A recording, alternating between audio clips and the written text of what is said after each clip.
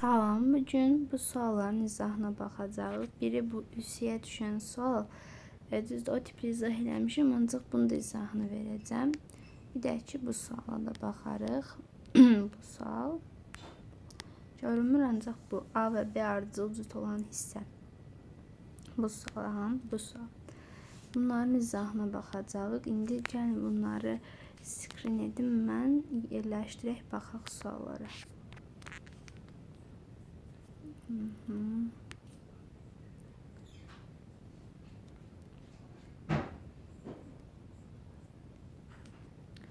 Baxaq ilk sualımıza, ilk paylaşdığımız suala.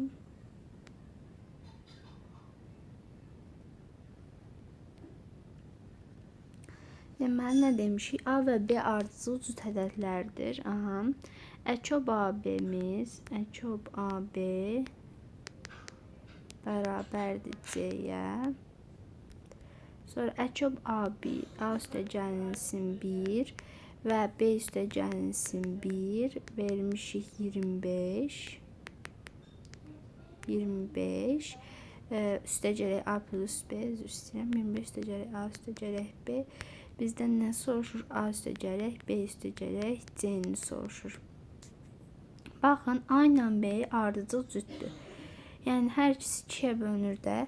Məsələn, 4, 6. İndi A üstə gələk 1, B üstə gələk 1. Cütün üzərinə 1 gələndə tək eləməz. Məsələn, hansını götürürsünüz, götürün. Baxın, 3, 5, 7. Nə oldu? 1 üzərinə gələndə tək oldu. Deməli, bunlar ardıcıl təkdirsə, zaten qarşılıqlı sadədə çoblarda hasisinə bərabərdir. Ona görə mən bunları bu şəkildə yazıram. Vurub atsaq, AB üstə gələk, A üstə gələk, B üstə gələk 1 bərabərdir 25 üzərinə gəlinsin, A üstə gəlinsin B. Burada A üstə gələk B'lər gedir. Qalır ki, AB üzərinə gəlinsin 1, 25, AB 24. AB-də ardıcıl cüt ədədlər olduğu üçün biri 4-dür, biri 6-dır.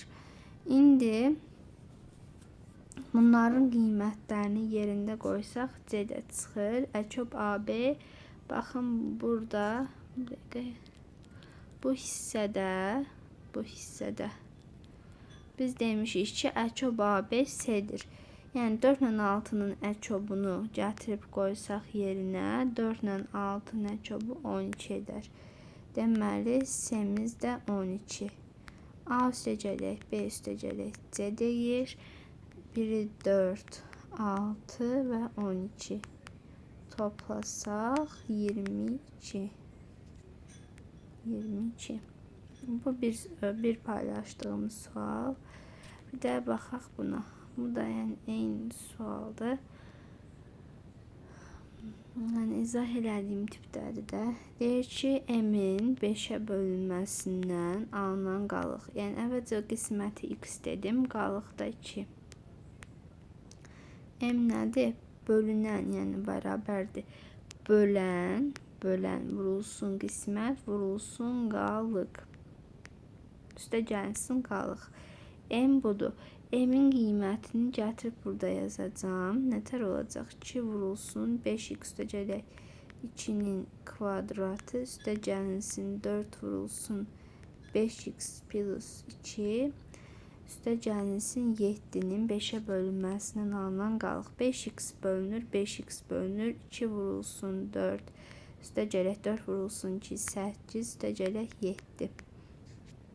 Bunun bölünməsindən alınan qalıq 2, 3, 3. 8-in yenidən